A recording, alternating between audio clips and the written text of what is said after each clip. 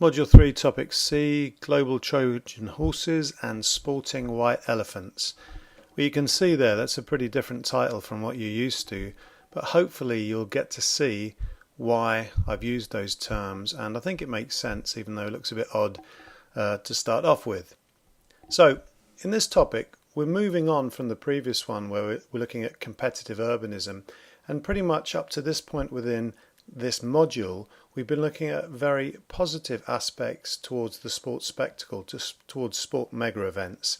Now I think we're going to look at some of the negative viewpoints. We're looking not at the official narratives or the official stories that people speak about these spectacles or events, but the counter narratives, the counter stories, the critical viewpoints of them.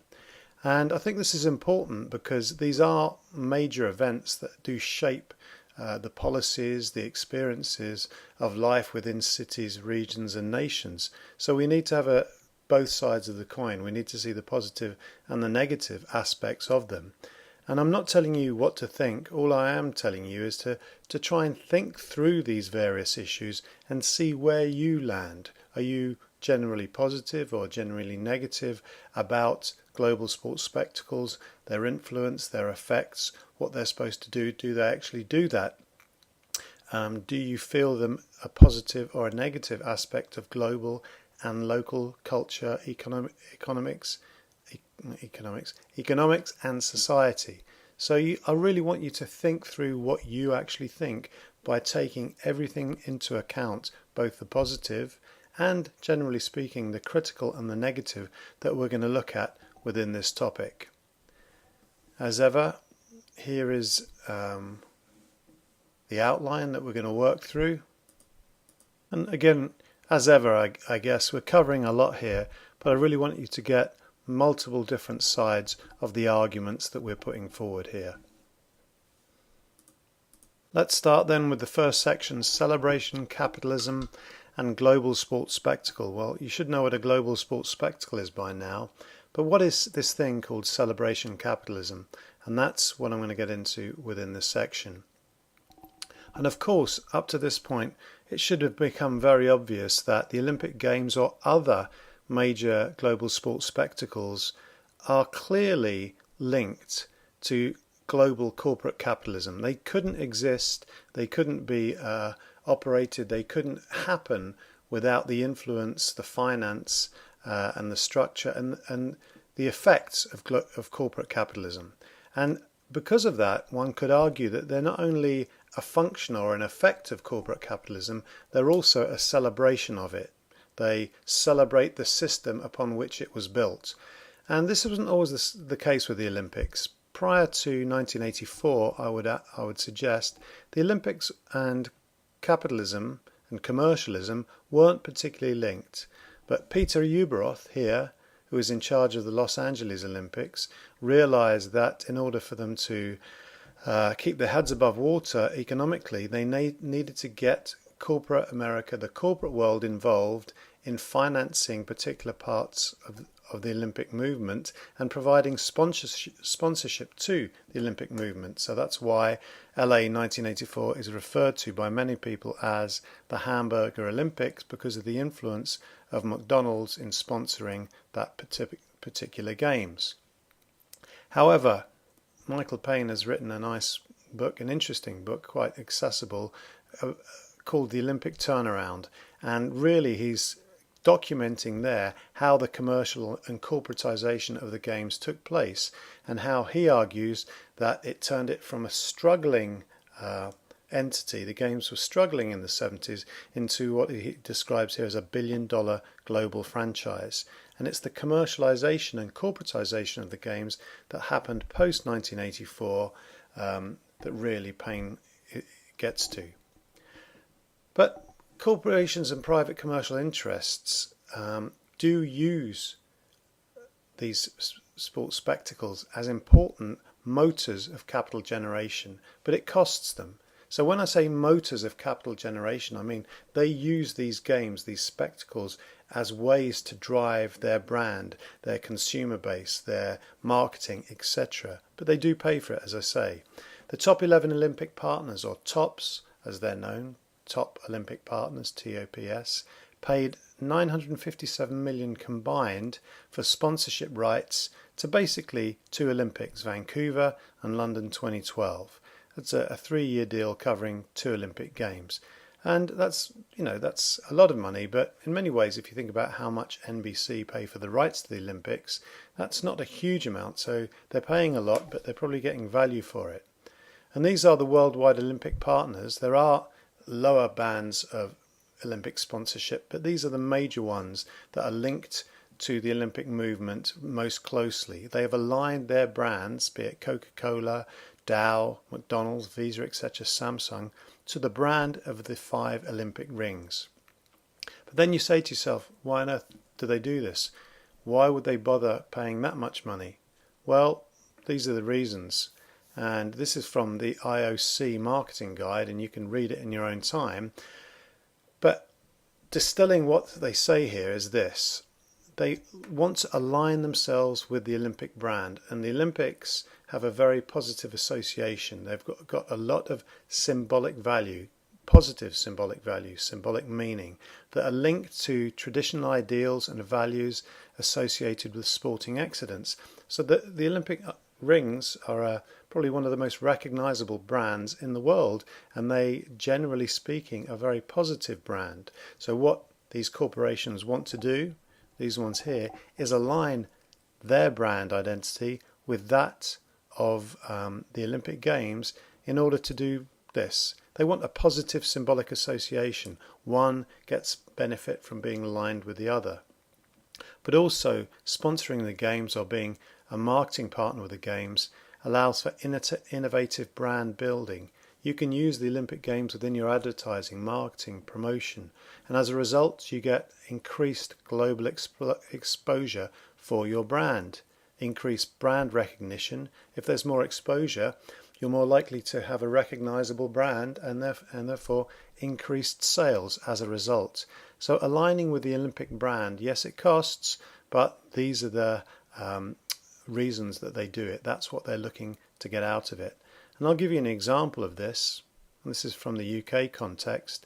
This advert here, this commercial using the Queen song Don't Stop Me Now and various athletes from Team GB, clearly trying to link Adidas with Team GB and the Olympic movement. And it was a very successful commercial and really set up the popularity of Adidas in the UK over the last few years. So if you look at that, this is what they're doing. Positive symbolic association, innovative brand building, global and kind of UK exposure for this one, increased brand recognition definitely, and definitely increased sales. So that relationship through this commercial, and I think it's an excellent commercial, was very positive and was very successful.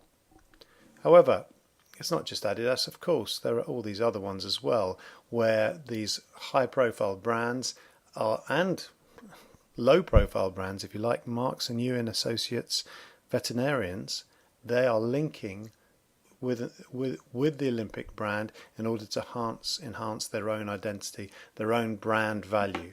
And so you can see that's why it's worth them investing this money in it. And as a result, this is what I think is happening with the Olympics, and I would argue with other major sports spectacles at the highest global level.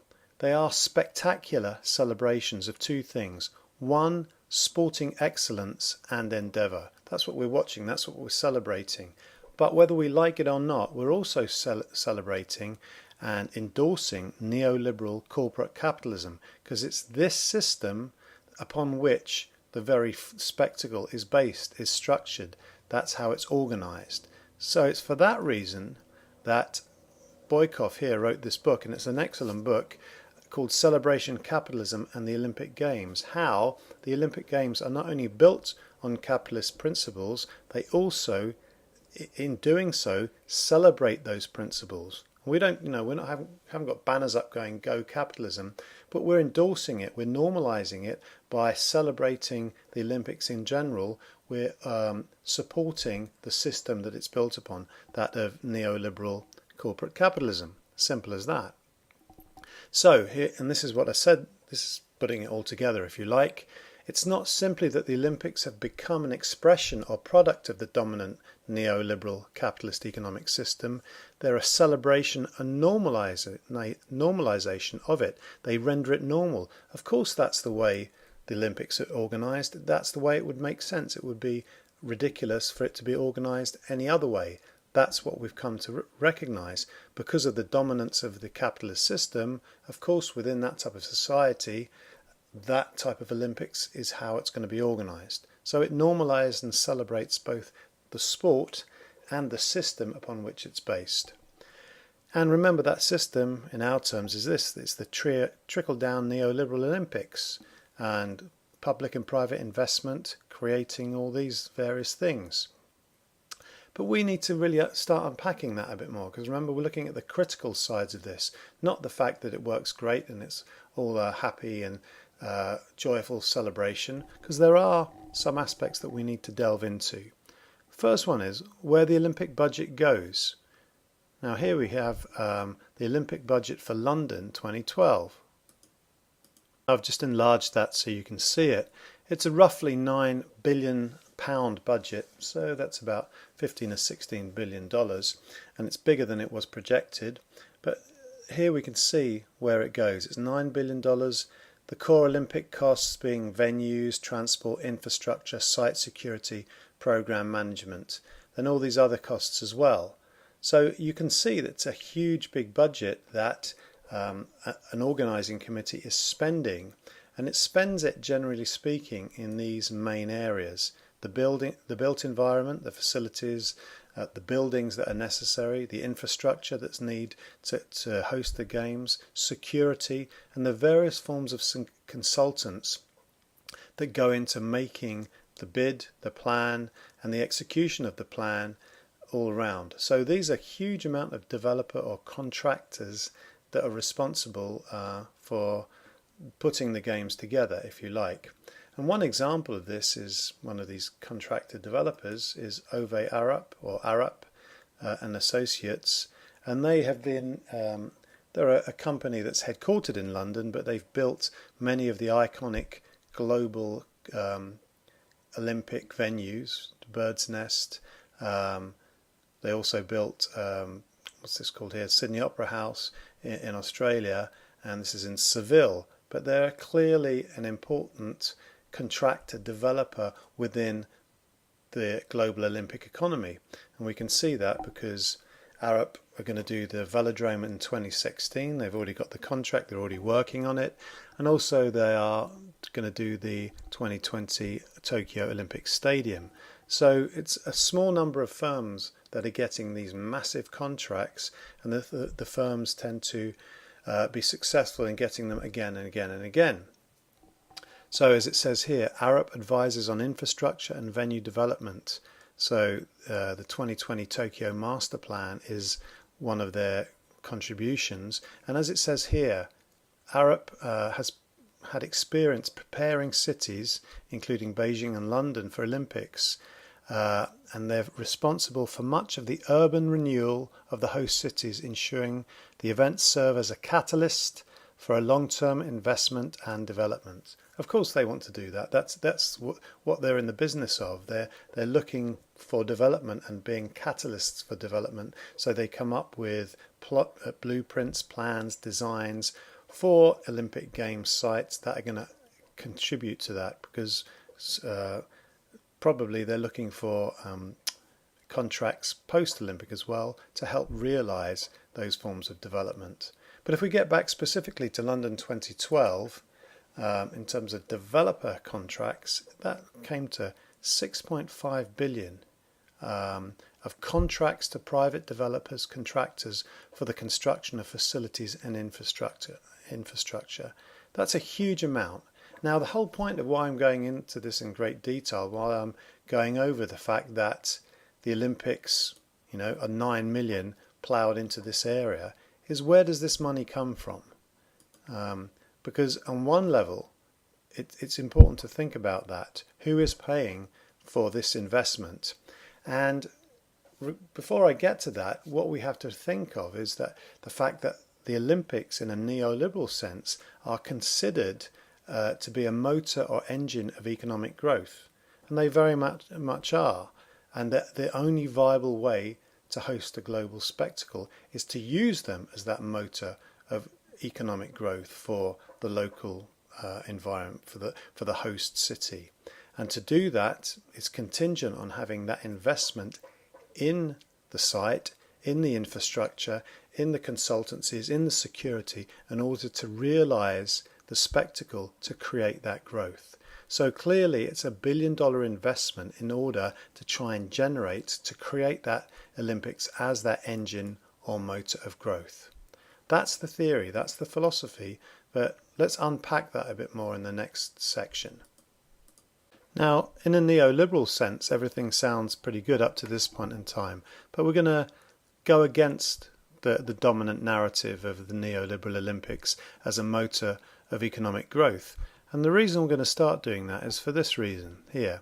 Because the Olympic Games and World Cup and major other sports spectacles aren't purely neoliberal, or they're not neoliberal in the purest sense of the term, because they do rely on this, a combination of public and private funding. In fact, one could argue that they're largely publicly funded things, publicly invested things, and I'll show you what I mean by that in a second. But most of these major events, major spectacles, are now created through what is called PPPs, public-private partnerships. They're at the heart of many of these redevelopment, regeneration schemes and initiatives that are linked to these big events. And the reason that they're public-private is because the private sector, the commercial sector, doesn't want to expose itself to potentially huge losses. It doesn't want to invest $9 billion in something because it might not get the $9 billion return. Hence, what we find is the public sector often finances building schemes through tax breaks or building and infrastructure investment. So they might offer a tax break to a company to work on a project, or what often happens is public funds actually pay for the building of these huge major event venues and stadium. And here's an example, London 2012. And most recent Olympic Games are an example of this. They rely on public investment for the cost of building, infrastructure, security, etc. It's not private monies that is invested in this, it is public monies. And then oftentimes it's the private monies and the private interests who go on to run these publicly funded and created entities. So, as Boykov says here, under celebration capitalism, the state is needed to help create spectacle that abets capital accumulation. What does abets mean? Encourages or assists. So the state, through public monies, creates these structures that are the structures that are then used to generate and create private capital. So there's the public-private partnership. It's the state or public monies which takes the risk, and it tends to be private monies or private interests that take over from there, and they generate the profit and the capital. So it's not really a neoliberal thing, but it's an interesting private-public partnership. And when I say it's not neoliberal in the purest sense of the term, in as much as the pure neoliberal would have no state involvement. The state is there to create the structure through which the private world, private interests, can then generate capital and become a motor for economic growth. So, here we go. So global sports spectacles are often publicly subsidized or funded events that generate capital for these two things. They generate capital for the developers who build them and for the commercial Olympic sponsors who use the edifice, the structures, as a venue for their marketing, promotion and advertising. So here we go. Here's private Olympic contractors. Here are the ones that are created the Olympic Village, from Olympic Village to residential development. Now they are paid in order to do this by public funds. That's basically what happens. Public funding is paying for these developers and contractors, so they're making billions of dollars or hundreds of millions of dollars for these enterprises. Private corporations make huge amounts of money for infrastructure development. I think it was overall something like 5 billion that went into the transport system in London leading up to 2012. And also commercial and retail spaces. You may not know this, but part and parcel of the London Olympic site was this Westfield shopping mall that was linked to it. In fact, if you wanted to go to the games, you had to walk through the mall to get into the Olympic Park. That was how closely tied these two things were. So all these private developers are making money from the Olympic structure, the Olympic event. And here we see how they're making it, and this is the Westfield Mall and the thousands of people that had to filter through the mall to get to the Olympic Stadium. But also it's the commercial sponsors who benefit and make considerable profit from the Olympics, from the event itself. And we talked about that a little bit earlier. So what we see and what Johal says is the Olympic Games are a corporate franchise that you buy with public money. So it's a franchise that is created, that is bought, that is produced, generated with public funds. And Boykov says PPPs are lopsided. And this is the criticism, because the public pays and the private profits. The public takes the risks and the private groups scoop up the rewards. So you can see that's why it's lopsided, because it's a form of neoliberalism, but it's a state-funded neoliberalism to create an environment in which commercial capitalist interests can gain and accumulate and generate profit from a publicly funded structure. Now that's quite incredible, and just to demonstrate that, who paid for it? London 2012. The estimated budget, 9.325, central government, the National Lottery, which is a form of taxation of the people. You play the lottery, that's where the money comes from. The Greater London Authority, another public source, and the London Development Agency. So the whole entirety of the London budget was either direct or indirect public funds. That's quite incredible, I think. I think it's incredible because we don't see it. Oftentimes we see the Olympic Games now as a commercial spectacle, but really it's a publicly created commercial spectacle. Look, when I walked into the 2012 park, and this is what I saw, there would be no goosebumps, gasps, pounding hearts, tears of joy, records smashed, strangers hugged, or a whole world brought together without, do you know what's going to come next? This, the top Olympic partners, all the various commercial sponsors of the games. So they're not saying there'd be nothing, this wouldn't happen without 9 billion of public money. No, they're saying this wouldn't happen without our corporate sponsors, who probably give $1 billion total compared with the 9 billion of public money. So it's very strange that you can see why it's a celebration capitalism. It's a celebration of commercial private capital, not a celebration of public welfare capital. It's very different. And London 2012 certainly celebrated that, had the world's largest McDonald's, and there was a commercial colonisation of Olympic space all around London, from Coca-Cola to Visa to Adidas.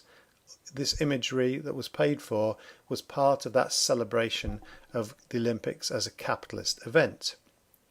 So what we get then is, why do they do this? The public investment in and private exploitation of global sports spectacles is justified because there are anticipated benefits that are derived from the big money. Yes, the public's funds are the ones that are being risked, but they're being risked because they're anticipating great rewards from the use of public money.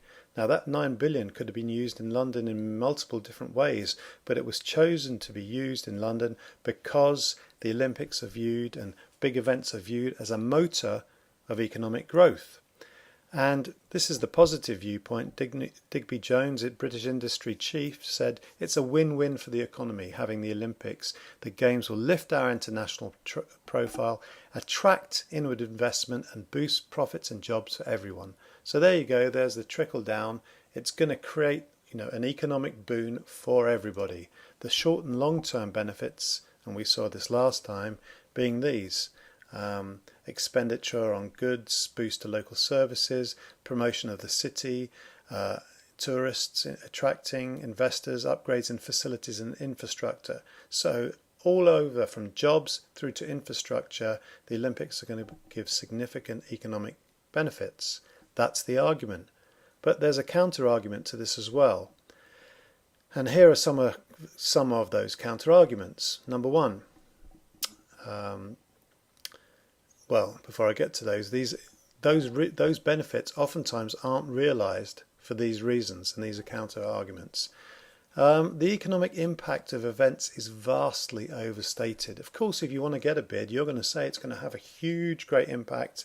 So you want to get the people within the city to be, on side behind it. So you're going to probably overinflate the degree to which it's going to have an economic impact. But that happens all the time.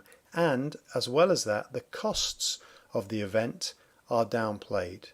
So as every Olympic Games in the recent past, it would seem to be, have overrun in terms of their costs. For example, the 2008 cost of the Rio Games, that estimate is likely to increase by 50%, which when you're talking about $11.9 billion, 50% of that is a considerable sum. So economic impacts is overstated, costs are understated. Now, linked to that is this, that global sports spectacles do create profit, but oftentimes that profit is for these major developers or contractors, this Arab and the various other people responsible for the infrastructure, the built structure, the consultancies, the security people, and those people make profits, and so do the transnational corporate sponsors. The argument is that there's very little trickle back from the Olympics to the the local, the regional or national economy. So these profits that the Olympics generate don't go back to the host city, region or nation. They flow back to the international headquarters of these companies, which aren't likely to be within the city. So there's very little trickle down effect in the long term in economic influence of games. Yes, they generate capital, but that capital, because of the global nature of the economy and the global nature of the event, doesn't stay within the host city, region or nation. It's as simple as that. It flows elsewhere along global finance networks back to the headquarters of these global corporations that are responsible for the building or the sponsoring of the games. That's the reality of the Olympic economy. Second one is that Olympic employment is created and significant amount of jobs are created that boost the local economy. Yes and no. Yes, some jobs are created by the Olympics, but these don't have a significant boost on the economy for this reason. Most of them are temporary or part-time. They're temporary and part-time, many of them. So you could say that, where was it? London created 48,000 jobs, but only 10,000 of those were taken by previously unemployed people as well. So you're only actually employing 10,000 new people. The other 38,000 were choosing to move from one form of employment to another. And the point being, those 48,000 jobs, the vast majority of those were temporary, aren't going now. They lasted for the endurance of the games, the lead up to it, and maybe a bit of time afterwards. Then those jobs went away. So there's no long-term impact on the employment figures derived from having the Olympics there. So that's another myth that is used within the bid process or to get local people on side and behind the bid that's not actually true. Third one is tourism. Now, this is quite interesting because you would imagine that there would be a massive effect on tourism of having the Olympics there, and I would have thought so as well. But there's this thing called tourism displacement, and I've witnessed this in London with these major global events. People who would go to London anyway are seeing the fact that in late July, early August 2012, the Olympics are going to be on, they think, God, we're going to avoid London like the plague, because they anticipate congestion and inflated pricing because of the event. So you don't go there simply because of the presence of that event. So in some ways, you don't get added numbers of tourists. You get Olympic tourists who are replacing non-Olympic tourists. And so in London during the Games, it's quite remarkable to see. It was, quote unquote, a ghost town. Many of the areas were very easy to get around. The tube was extremely easy because there weren't the numbers across the city that there would normally be. They were all concentrated in Stratford in the East End, where the Games were being hosted, the major Olympic park. So this displacement effect had this effect. The UK saw a year-on-year 5% decrease in visitor numbers during August 2012. So numbers actually went down. And some parts of London saw a visitor footfall decrease of up to 50%. And you can see that there. However, on the good side for the Olympics, I guess, overseas spending did rise 9%. Apparently, Olympic visitors spent more money than the average visitor. Who knows why? But in any case, you can see that this tourism displacement means that it's not as straightforward in terms of, yes, bring the Olympics and you'll get a great tourist boost. It's not as simple as that. And also the longer term effects are quite significant as well. Or I should say inconclusive, not significant, they're inconclusive. Barcelona is held up as the great model of this, isn't it? If you remember the Barcelona effect. And you can say from 1990 to 2000, overnight stays in Barcelona went from 3.7 million to 7.7 million. It's a great boost. That's a huge jump. However, if you look at it, Barcelona's position in the ranking of overnight stays for European cities stayed at 8th. So every city, regardless of whether they had the Olympics, grew in terms of visitor numbers over that period, and Barcelona remained where it was. So much for the Barcelona effect. That may have happened with or without the Olympics. And here we look at London and the occupancy rates.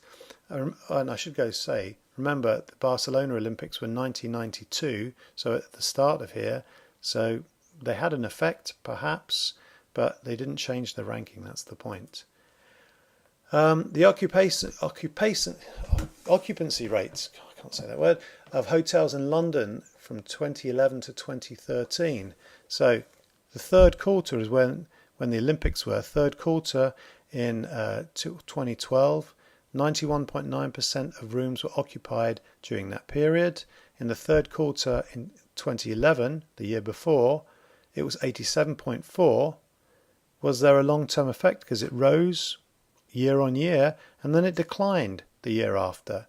So you can't see any knock-on longer-term effect for London there. It seems quite that's a 6-point decline, which I would argue is 6 percentage point decline, is quite significant. So the myth of the Olympics and tourist boost, is questionable to say the least.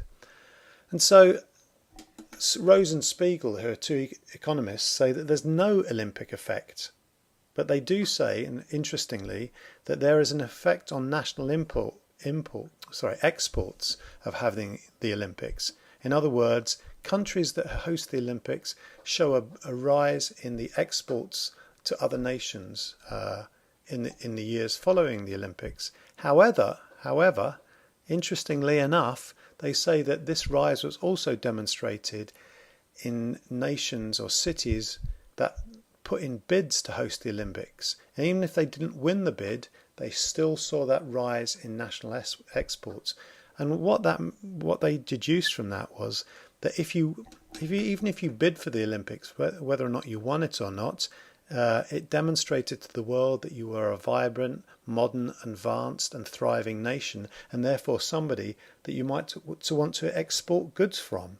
So their conclusion was maybe you should just bid for the Olympics and not go through the expense of hosting them, because this is the only Olympic effect that you'll get, because everything else, they say, is inconclusive and they don't identify great economic benefits apart from this one.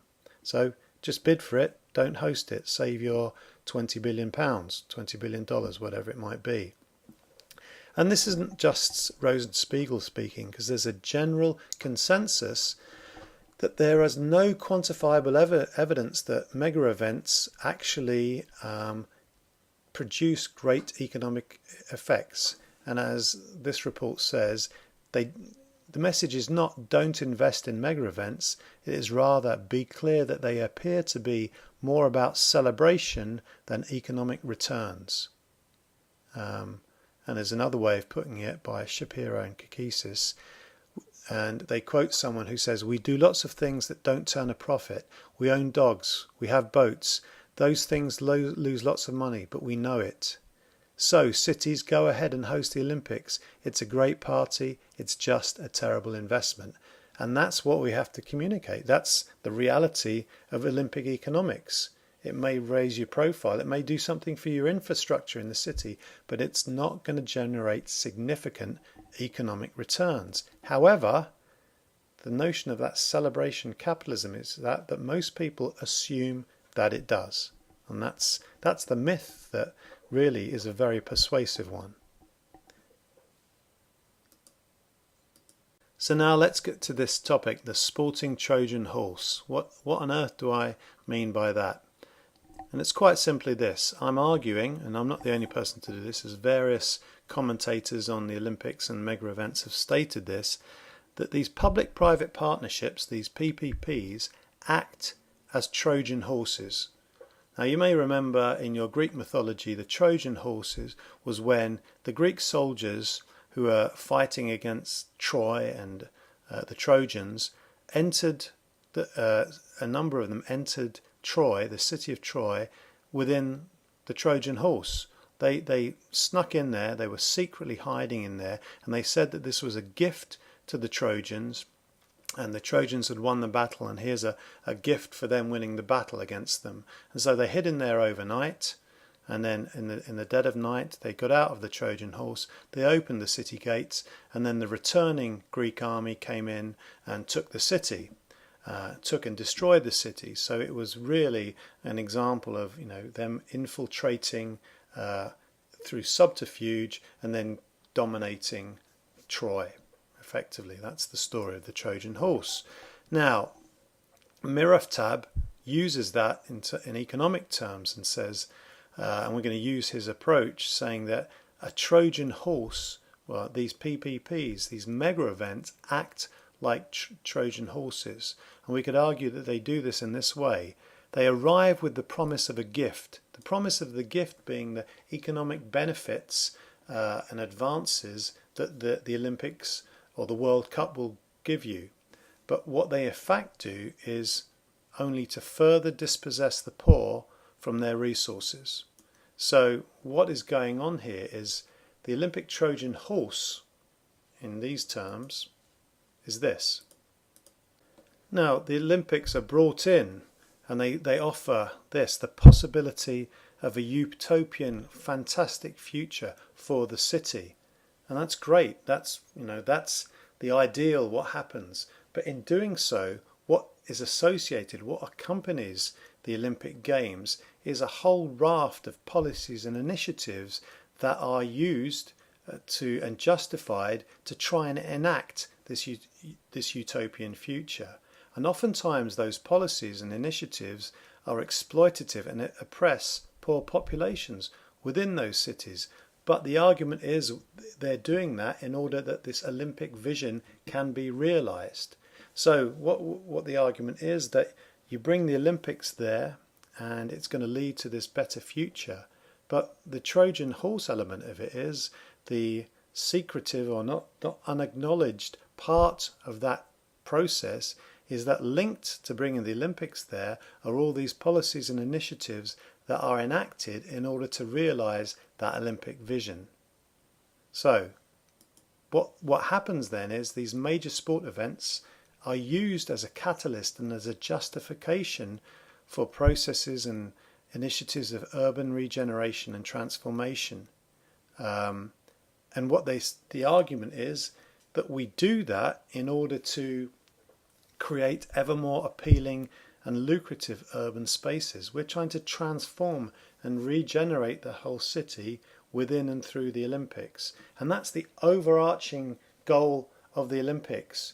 But to do that, we have to, what's linked to that, and this is the criticism, is it's tied to these exploitative and oppressive initiatives.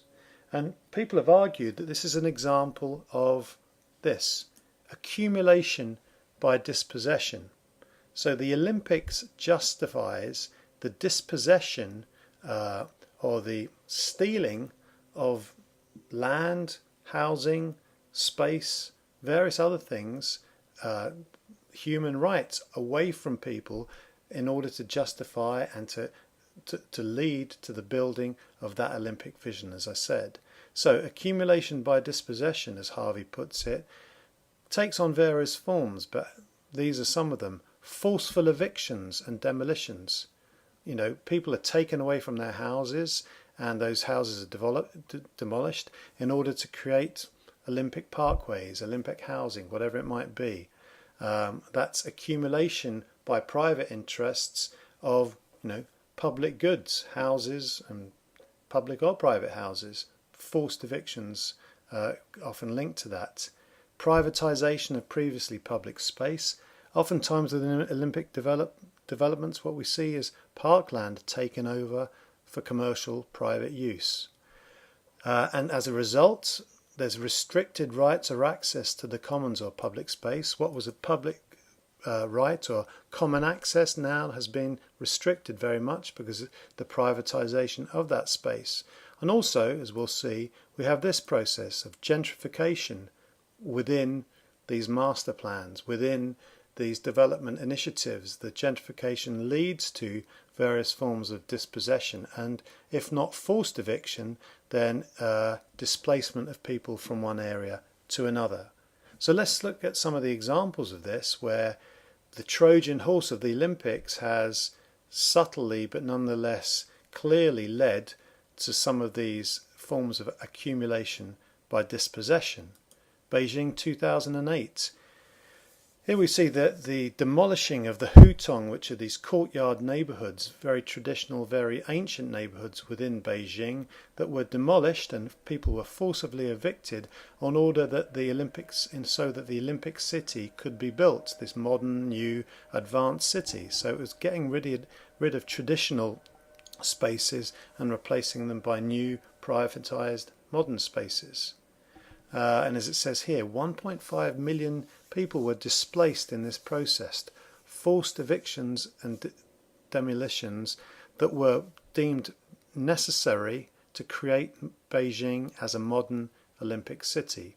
And there was uproar, there was, human rights, people were criticising and protesting against it, but it didn't matter because that's, private capital was pushing this, and this is what happened. So Kumar says that this urban beautification and development that's linked to the Olympic Trojan horse is basically the same as urban cleansing. It's and he says in this title, "Want to cleanse your city of its poor? Host the Olympics," because this is a way of displacing poor people away, and removing forcibly and demolishing these poorer neighbourhoods in order to beautify and develop the city, therefore socially cleanse it as well. And clearly this is linked to notions of gentrification. And gentrification, I should say, is this. And this is one of the anticipated benefits of Olympic and major sport event hosting, is that gentrification of the neighbourhoods surrounding the Olympic or the event site. And what gentrification is this: the redevelopment of previously poor and or industrial neighbourhoods into attractive commercial and residential spaces. This often leads to the displacement of poorer populations due to increased residential either sale or rent values. So basically, as the external force of the Olympics or the World Cup venue is placed there, the surrounding neighbourhood becomes more attractive. People want to do development in that neighbourhood, upscale developments to try and benefit from the inflated price of residential value around there. So the poorer people who are living there, either renting or owning, became squeezed out of the neighbourhood as it's gentrified. The housing stock changes, the lifestyle changes, the culture of the neighbourhood changes. And so gentrification often takes place around such spaces. And in London 2012, it certainly did. This is Carpenter's estate that was under the threat of gentrification for a long time. And Carpenter's residence, it's a mixed public and private housing. They recognised that their neighbourhood was changing. It was being rebalanced, and the future did not include them because it was being gentrified for more an affluent, more upper middle class population. And this gives you some indication of the massive increase in property prices that is a result of these inflated presence, or the inflation that comes from the presence of these major events. So this might not be forcible relocation and displacement, but it's being priced out through gentrification, and that's another one of the negatives that are identified as being linked with these major events globally, because this tends to happen wherever they are, be it in South Africa, Rio, London, Beijing. There's an inflationary spiral linked to the presence of the hosting of these games. But let's go back to give you another example. 2020. This is more of the forced, oppressive nature of this process. And then 2010 Commonwealth Games in Delhi, in India, what we have is the demolition of vast swathes of slum housing in order to, quote, beautify and to develop the city. And they were demolished, and oftentimes placards were put up, or false walls were put up so people couldn't see the demolished spaces that were there, these brick strewn messes. It was a terrible looking landscape. It was work in progress, and it was all about demolishing and removing these poor populations to other parts of the city that weren't so close to the Commonwealth Games site. And as it says here, most of them weren't developed anyway. The houses were demolished, the families were evicted, and then they were lying unused or vacant. The Commonwealth Games were used as an excuse to demolish informal settlements across the city. So here again, here's the Trojan horse of the Olympics or the Commonwealth Games or the major sporting event. Local governments have used it as a justification for implementing strategies that it has wanted to implement for a while. It was the justification for the implementation of these strategies, these beautifying, cleansing, evicting strategies. These demolitions were justified as part of the Commonwealth Games, even though they had very little, many of them had very little relevance to the Commonwealth Games. And it was part of Delhi's broader agenda of creating a world-class city and a slum-free city with no space or provision for adequate housing for the urban poor. So they wanted to beautify, develop the city without giving the Delhi poor somewhere else to go to. So it was really evicting the poor from the city. And of course, as a result, many people were very, very critical of Delhi for doing this. But it's very similar to what goes on in other cities as well, where an event is used as a Trojan horse, as a justification for enacting all these other policies linked to entrepreneurial urban development. Moving on then, we have an example from the World Cup, South Africa 2010. And this Blikkiesdorp, or Tin Can Town, which is the TRA, the Temporary Relocation Area for some of the poor and homeless population from Cape Town. And they were forcibly relocated to this place before and during the World Cup, and many of them are still there. And it's another example of this cleansing or removal of a population precipitated or nurtured or created by the presence of this sporting event, this major global sports spectacle. As one resident, Jane Roberts, stated, it's a dumping place. They took people from the streets because they don't want them in the city for the World Cup. Now we're living in a concentration camp. And as you'll see, it's pretty abject, depressing and awful situation that these people have been relocated to.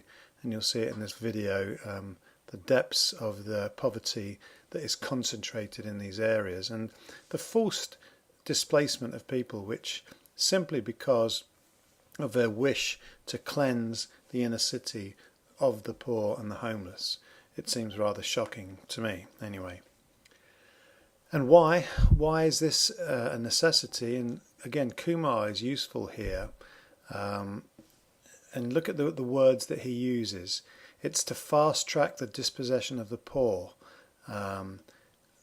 as part of the larger machinations or workings of capital accumulation. So the poor need to be dispossessed of their place of habitation, of where they live, and they have to be forcibly moved in order that the workings of capital accumulation related around the spectacle are more efficient.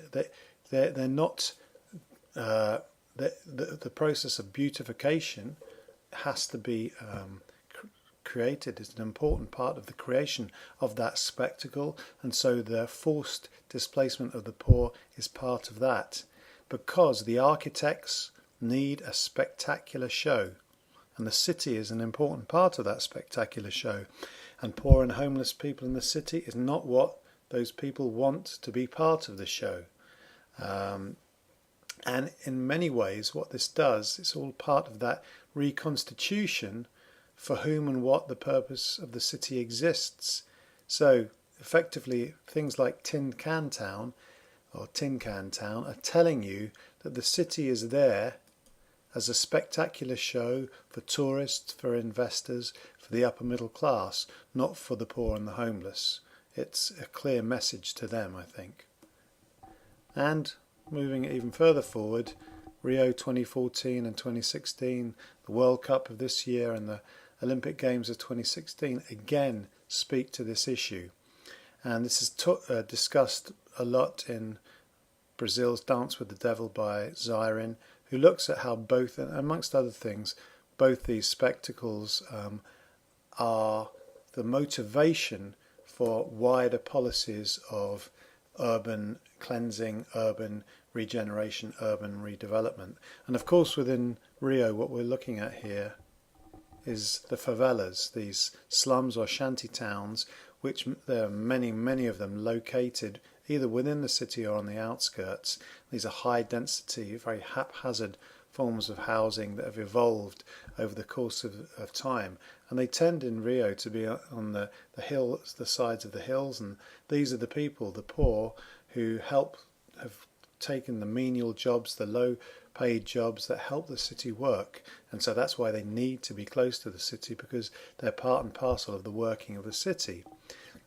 And if we look at the 2016 Olympics, there are 4 major zones here of where activities are going to take place, and there are numerous, the favelas are the dark orange, numerous favelas around these zones, and these are the ones that are most high profile in terms of doing something about them, to eradicate them, or not eradicate them, I should say, to cleanse and pacify them. So here it gets back to this one as well. The spectacular show of the 26 Olympics requires that favelas are a problem that needs to be dealt with, and this is how they are in fact dealing with them. The first way is the development or demolition of significant parts of the favelas, specifically those that are within these zones or close to these zones or close to the arteries that link these zones. That's what they're looking to do. It's a process of social cleansing, because it relocates the favela inhabitants from these demolished areas to the periphery of the city, to the areas farthest away from the Olympic zones. And so what happens there is a development, regeneration or beautification demands are prompting this movement, this demolition, this development of these particular areas. And as a result, it's the civil rights of the favela inhabitants are under threat simply because there's a forced displacement, a forced eviction and a forced demolition of their place of living, just in order to create an urban infrastructure suitable for an Olympic city. So here it says a demonstration, it says, "Don't throw us out, better city planning is the solution."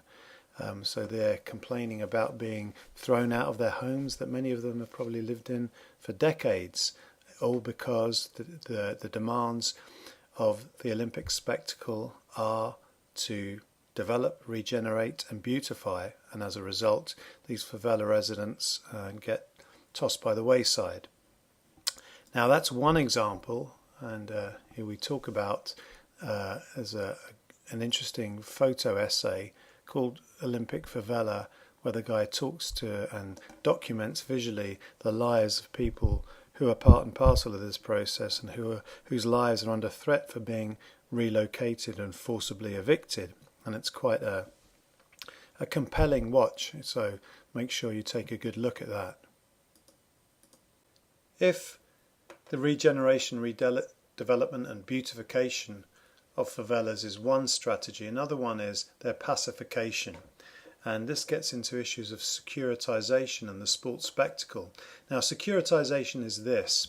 The process whereby sport events and their location are controlled so as to lessen the security risk. The security risk from violence and drug-related crime, etc. So the local population comes perceived and identified as being a security risk and a risk that needs to be dealt with. And they're a risk to the sport fans and the future tourists or commercial investors. So the proximity of an event to this perceived risk population and the threat that they pose is viewed as being a negative aspect of the overall event. So it's something that has to be dealt with. And so that process of securitization leads to one of pacification, of making the neighbourhood, the favela, safe for the tourist or the investor in the future, or in the short term, the people attending the sport event. So this pacification is a very important part specifically of Rio, and it's the pacification of these perceived to be threatening favelas that's taken a high profile part of this process of securitization. And it's a process of pacification through militarization. And as you'll see from the video clip, it's the UPP, the Police Pacification Unit, who go in to pacify these favelas and to rid them of drug gangs and the crime that they are associated with. And as you'll see, as I say, this is quite a shocking and highly militarized endeavor and strategy, and it's not without its critics because of the heavy-handed nature of the intervention of these military police. Effectively, that's what militarized police into these residential areas. And it's quite an interesting argument, and critics of it have said this, that these militarization tactics, this pacification, isn't about the recovery and reoccupation of these urban areas. Rather, it's this: it's to reassure domestic capital and attract foreign investment. These are high-profile police incursions that are supposed to demonstrate to local populations and global populations that this is a problem that's being sorted out, that Rio is in fact a city that you can trust, that is safe. So what Sabirio is saying here is the safety and needs of the favela populations are secondary to those considerations. It's not about urban development, it's about a high profile demonstration of the security that's being implemented in order to pacify these previously unsafe zones. So that's what it's about. It's not about the local population at all. That's the critique. And if you think about it, it's a way of adding to the identity of the city to reassure, and there's a a key word there, to reassure both domestic capital and attract foreign investment. So to reassure them that this is the right place to invest. It's a safe and wholesome city, because look at what we're doing to pacify the problems. So I'm going to refer to this quote again because I think it's important. What we see then with all these strategies in different cities is various forms of dispossession of the poor in order that they are able, or they don't get in the way or become a problem to the larger workings of capital accumulation. They don't get involved, they don't inhibit the development of the city as a spectacular show. So they are either pacified or forcibly evicted or displaced to far away parts of the city, so they don't actually come to compromise the workings of the city as a spectacular space, a beautiful gentrified space. I think that is key. And this is a classic example. Look at the last line of the quote again there. It's the reworking of the city. This isn't the social welfare city that's working for the benefit of citizens. This is the entrepreneurial neoliberal city that's strategies are all about enhancing the experiences and the capital accumulated from consumers. So it's the consumptive entrepreneurial city that's being created here, not that welfare city that cares about its citizens. It's reconstituting for whom and for what purpose the city exists. And I think what this demonstrates is the reworking of the city around these major sports spectacles and events is a clear example of that. In those last two sections then, we've really looked at some of those criticisms that have been levelled at global sports spectacles, major events such as the Olympics. And I don't know what you think about them, it matters what you think, but you don't have to take on board all those criticisms. You might not believe in some, you might think some are more significant than others. But what I do want you to consider is the fact that there are these criticisms out there. And they've had particular effects, and that's what we're going to look at in this section. And it's sporting activism, sites of spectacular opposition to that dominant understanding of the positive nature of these sports spectacles. Because they do work, they thrive on this thing called social euphoria, and they create a social euphoria. I went to the London Olympics and I thought everything was great about the Olympics. I got caught up in that euphoric spirit of celebration about the Olympics and about everything around it. And so that's what happens to us. Most of the time, the majority of people do not criticise these major events because they celebrate them because of their positive, uplifting dimensions, which creates that social euphoria. However, not everybody is always so socially euphoric about the Olympics or such events, and this is something taken from London 2012. And there is an increasing and a growing anti-Olympic, anti-mega event, anti-global sports spectacle movements that are out there that we need to consider. We need to consider the fact that they're there, why are they there, and what form do they take? What are they protesting against? And Boykov wrote another good book about social activism and the Olympics to highlight this. And if you get a chance to look at it, it's just recently out. It's a very good book. But this goes back a long, long way. I'll take you back to around about 2008 with it. But it's certainly social activism and criticism of major sports spectacles is a long-standing thing. But let's go back to 2008 roughly and the No Games Chicago 2016 movement. And this was a really strong and important movement that helped to scupper Chicago's bid for the 2016 Olympics. And you may remember they got to the final voting and they came in last place despite the presence of Barack Obama supporting the bid.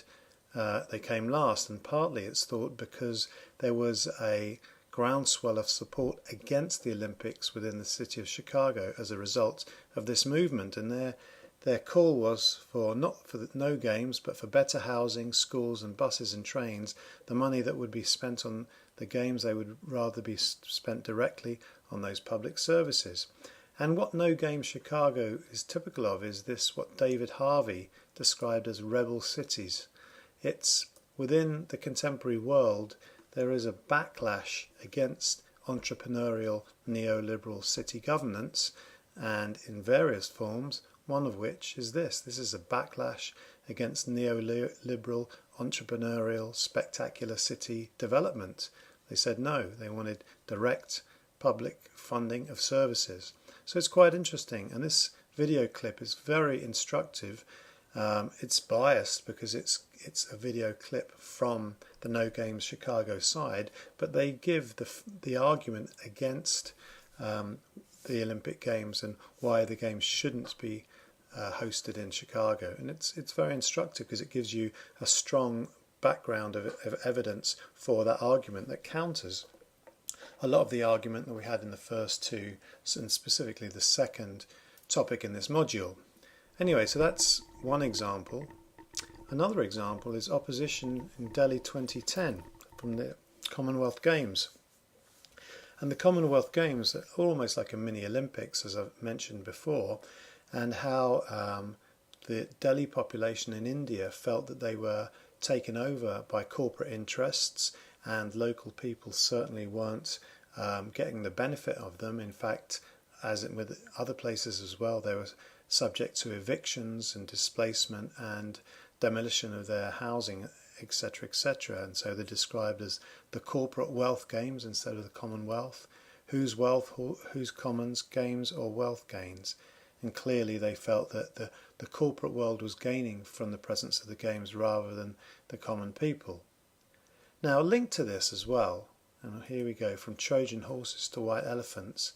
And a white elephant is an object of facility or scheme without use or value, something that you can't get rid of, that has no particular use. It's a white elephant. I'm not sure if that's a fully a well-used phrase, but I think it is anyway. But that's what it means, a white elephant. So I'm arguing that Trojan horses can lead to white elephants, the creation of these white elephants. And what I mean by that is, and here Delhi's a great example, are these stadia, these facilities that once the party is over, once the 2 weeks of the Olympic Games is finished, the Commonwealth Games has finished, then these are facilities that simply have no use or value, because they're not regularly, there's not the events, there's not the population to be able to use them on a daily basis. So they become disused, they fall into disruin, they're closed up behind closed doors, as you see, and they become white elephants that the city can't get rid of, but they have no concrete or material use within the schema of the city, and so they're just simply left there to rot. There's not much of a legacy there. They're just symbols of the futility of the games as a long-term strategy. That's the argument. They're a white elephant. Now, if Delhi 2010 is an example, Athens 2004 is an even better example. And this is even more significant, and this is why there's a lot of protest around the games now, because many people don't see the value of investing in these facilities that become white elephants after 2 weeks. They become very expensive white elephants that aren't used properly and then fall into disruin and disuse and abandoned as they are. And you'll see within this video clip from Athens in 2012, 8 years later, many of the facilities are simply unused and are left to nature. And in the Athens or the Greece example, this has a bigger economic impact, because the money that was spent on creating the Olympic facilities contributed to the downfall of the Greek economy some years later, because the debt that the Greek government got into by building these facilities, and it never really recovered from, and when there was an economic downturn, that debt was just merely exacerbated the problems. So you can say this 2004 Olympics contributed to the massive economic decline of the Greek nation some years later. So the white elephants again are picked on as being some of the aspects of the Olympic event the reasons why you wouldn't want them, because why would you put money into these facilities that are only going to be used for 2.5 weeks, and then they will never be fully used to the same capacity ever again. It's $1 billion waste of money, according to many people. Hence the criticism, the social activism that is against this white elephant's mentality.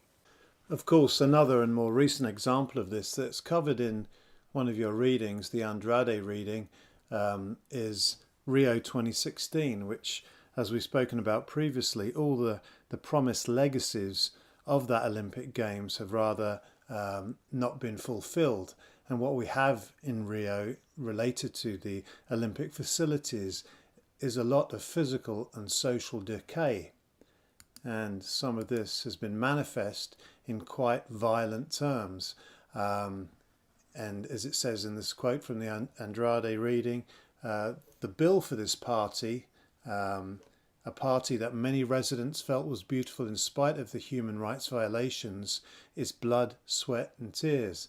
The destruction of local environments, the underuse of facilities, including the famous Maracana Stadium. And look at this is all the seats that have been just thrown together, that have never been used after the Olympic Games. And if we go back, we can look the social, the physical decay of these facilities that were basically built for a one-off 2-week Olympic spectacle.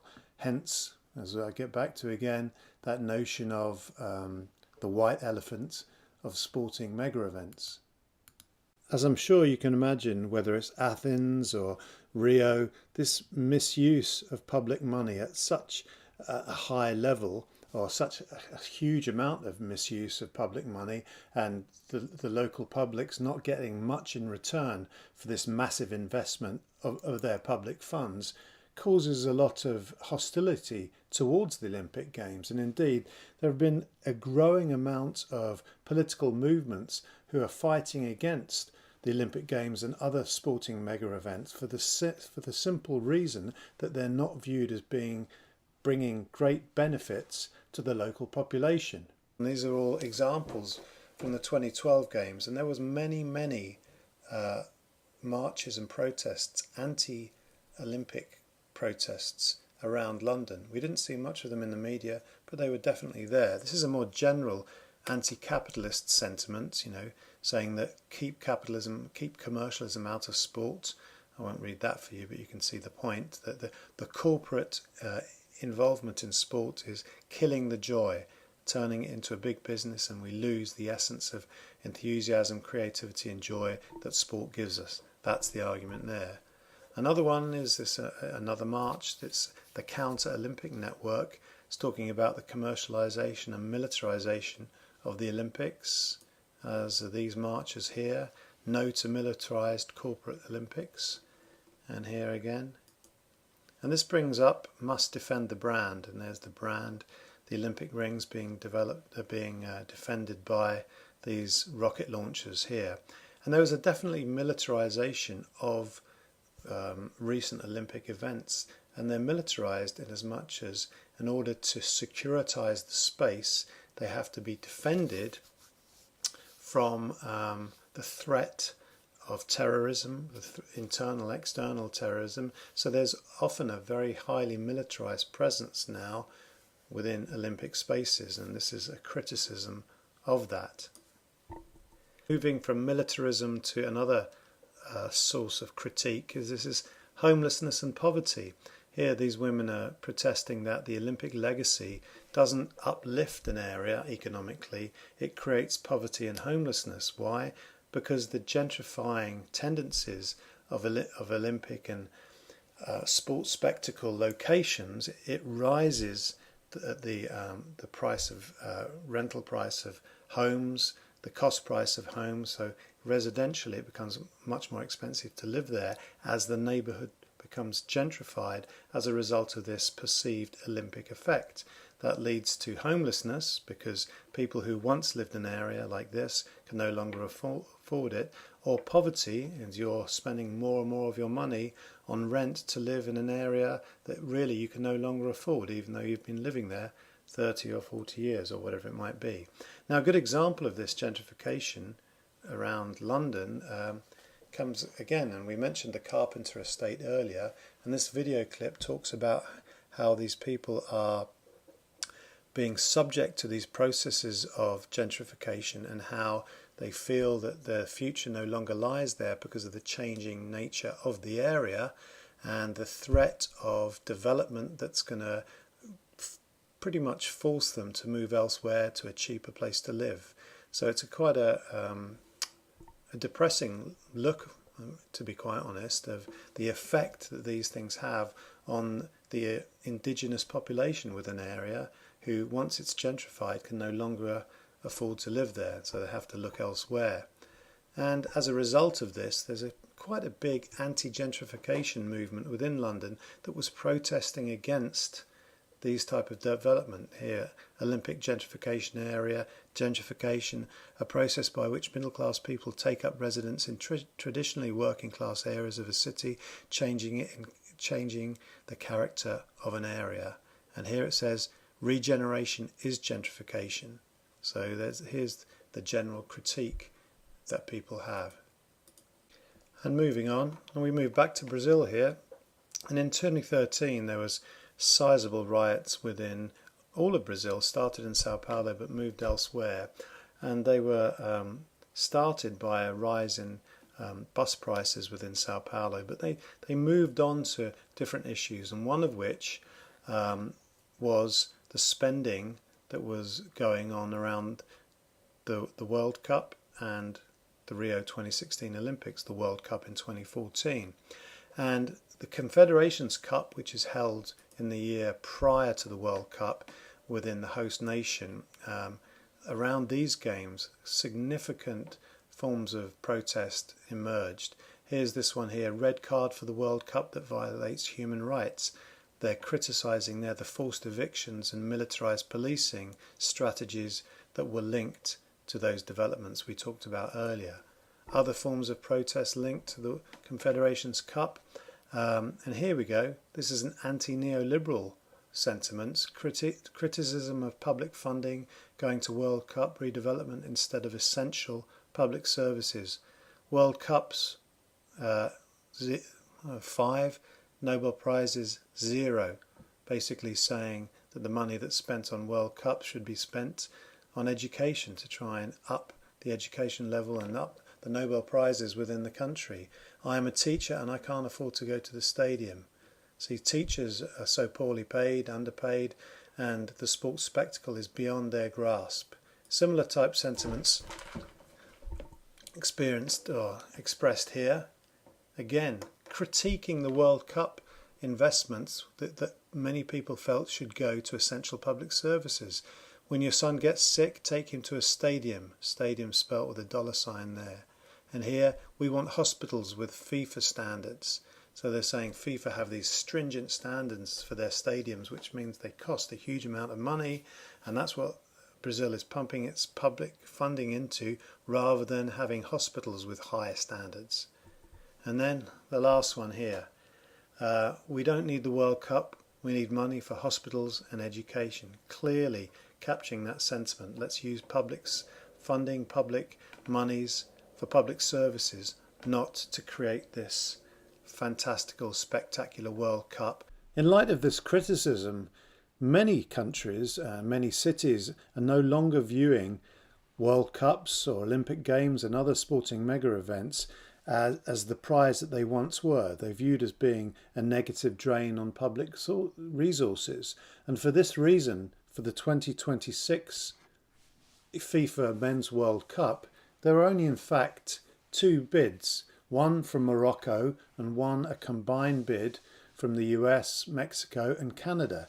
And if you think about previously where multiple nations were bidding on the World Cup, this seems to indicate that there's a diminishing interest in it, in hosting it. And as you probably know, in June 2026, in June 2018, the 2026 games were awarded to that united bid, the Canada, US and Mexico bid. So we'll see the degree to which public monies are used, or perhaps private monies are used within this context in the hosting of those games going forward. And this really says it here. There has been a pushback against the hosting of global sporting mega events, and cities regularly have withdrawn bids because of public objections and questioning over the benefits of this public spending, the use of this public monies. And it's been questioned more and more in relation to the Olympic Games, in fact, than the World Cup.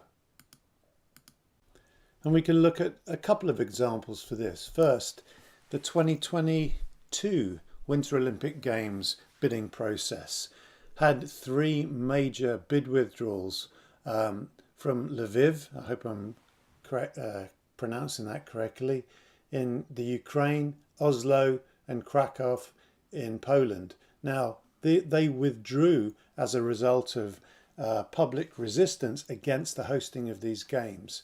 And the finalists for the 2022 Olympics were Almaty in Kazakhstan and Beijing in China. And Beijing eventually won it. It was awarded it in July 2015. And Beijing isn't exactly a Winter Olympic site, if you like. However, because there were only 2 viable candidate cities, the IOC didn't have much choice. And regardless of what the populations in Almaty and Beijing thought of the use of public monies in this regard, the fact that they're both quite authoritarian regimes in Kazakhstan and China meant that it didn't matter. In these contexts, less authoritarian, more democratic, in which the public had a viewpoint, the public was against even the possibility of hosting the games. So this is why it went down to these 2 finalists. After these 3 withdrew, and clearly both Almaty and Beijing, the powers that be within those contexts, were still in search of that soft power that could be generated, they hope, from hosting these games. Similarly, we go forward, here we go. In 2024, there were 3, and there were other bid withdrawals, but these were the 3 major ones for the cities looking to host the Summer Games of 2024.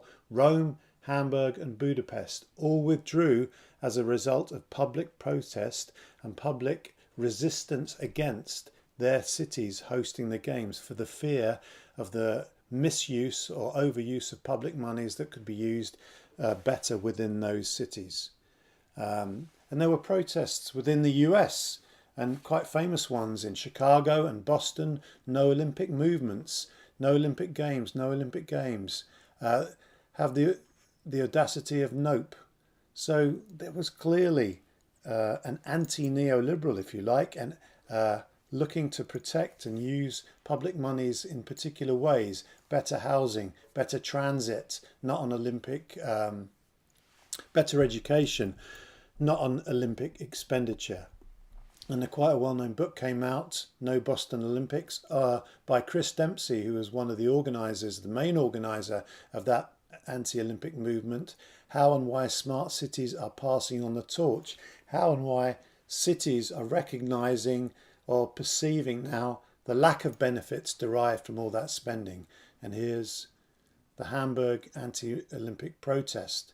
And so we can see this in quite real terms, how there has been a downturn in interest, a pushback against hosting the Olympics. Look at the amount of bids that there were for Athens, 11, and for Paris 2024.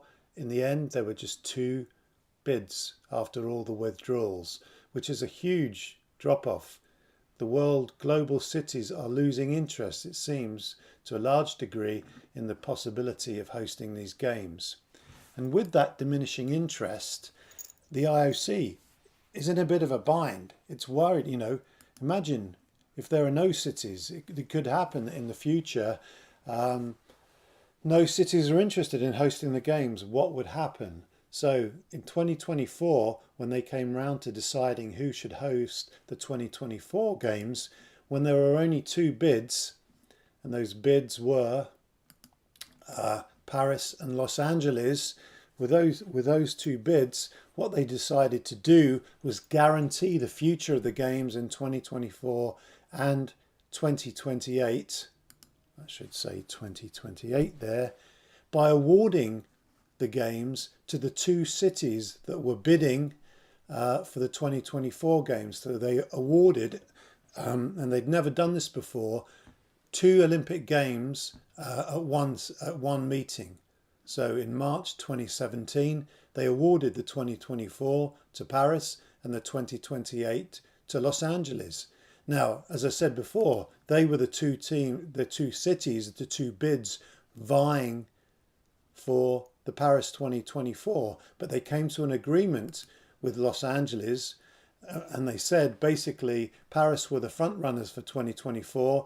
If you agree and if you can compromise, we'll give Paris 2024 and we'll give you and we'll guarantee you Los Angeles or the 2028 games to Los Angeles. And in the end, Los Angeles agreed to this, and the games were awarded. Two games in one meeting. As I said, this was unprecedented, never been done in the history of the IOC, and it was done to guarantee the future of the games because of that diminishing interest in cities hosting them. So it's quite an interesting development. However, it's not all doom and gloom. Some people, specifically the mayor of LA, Eric Garcetti, and quite understandably, thinks that it's a good deal for Los Angeles to host the 2028 games. And he says this because he thinks that it's not going to be an immense cost for the city. They have a different model. As he says, instead of trying to fit the city into the Olympics, we ask the Olympics to fit into our city. The assumption being that they're going to use a lot of already existent facilities, infrastructure, and so it won't be a huge amount of cost for the Los Angeles public. And I believe also the Los Angeles bid is very heavily dependent on private money. So the argument going forward, this might be the new model, a really neoliberal Olympics that uses private funds and less public funds. That's the argument that Garcetti makes.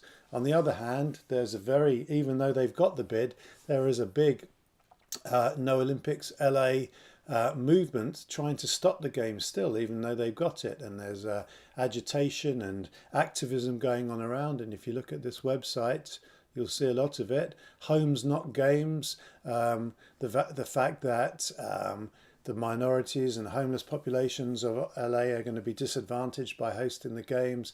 It will disrupt an already chaotic county and cause financial, social and environmental problems. So you've got two different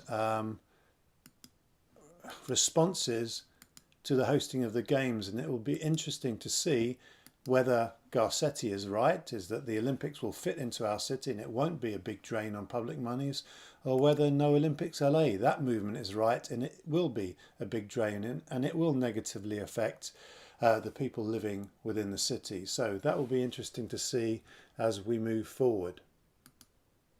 Summary, and we've gone over a lot of things again, but we need to do that. This is a complex issue with many different sides to it. And what we've looked at here is the fact that the sport event, the sports spectacle, relies on this, what Singh calls an economy of appearances. Because the city needs to appear as if it's vibrant, modern, and even in the bid process has to demonstrate that it's going to recreate itself as a thriving, modern, first-tier city in order to generate the capital that it needs to realise this plan. So it has to take part in this economy of appearances to project itself as the vision of a future Tokyo, what it might look like, in order to accumulate the capital need to realise the aim. So there's a self-conscious making of a spectacle that is necessary to gather those investment funds. So many of the different strategies and initiatives that go on are all about trying to present the image of a city as fitting in with its spectacular Olympic-like high-profile sporting mega-event type city in order to get capital investment that's going to help realise that project. And as we've seen, that can mean some quite significant impacts upon people and the lives of people in the city. And as Amjohal says, it's an uneven development. Development is highly uneven, and it tends to benefit private developers and construction interests, creating spaces for leisurely wealthy residents and the international tourist class. These are the people who benefit from these developments, whereas the citizens of the city tend, they're more scrutinised, they're likely to be, if they're poor and homeless, to be relocated, have their houses potentially forcibly evicted and demolished. So it tends to be uneven in as much as it benefits certain parts of the population, many of whom don't necessarily live in the city, as opposed to the population, the general population of the city.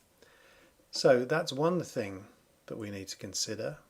And as a result, there's and as we've seen today, the trickle-down neoliberal Olympics, this model, I'm not really sure it has much relevance, because as we've seen, the trickle-down effect is partial or not very significant, to say the least. And as we mentioned earlier, the long-term economic benefits, touristic benefits of hosting a $50 billion event aren't guaranteed, and in fact they're negligible.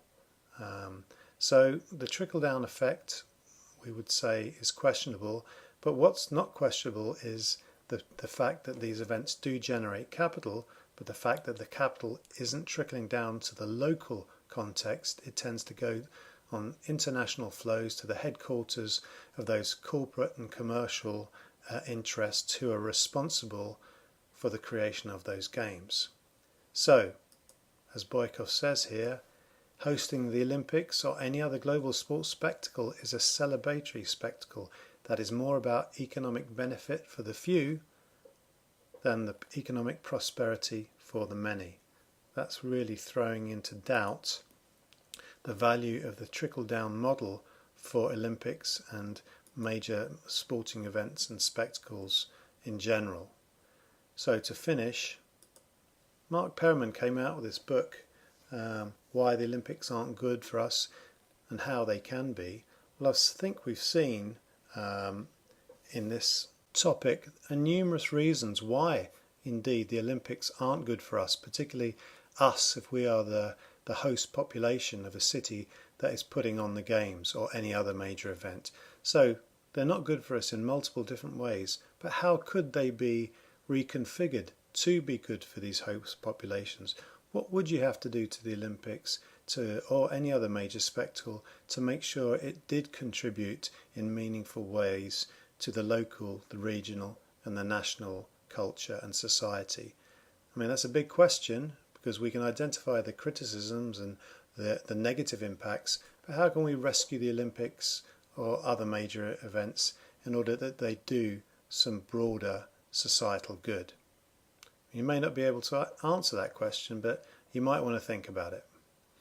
Alright, that's it. That's it for Module 3. Next time we're on to Module 4, Topic A, and I'll see you then.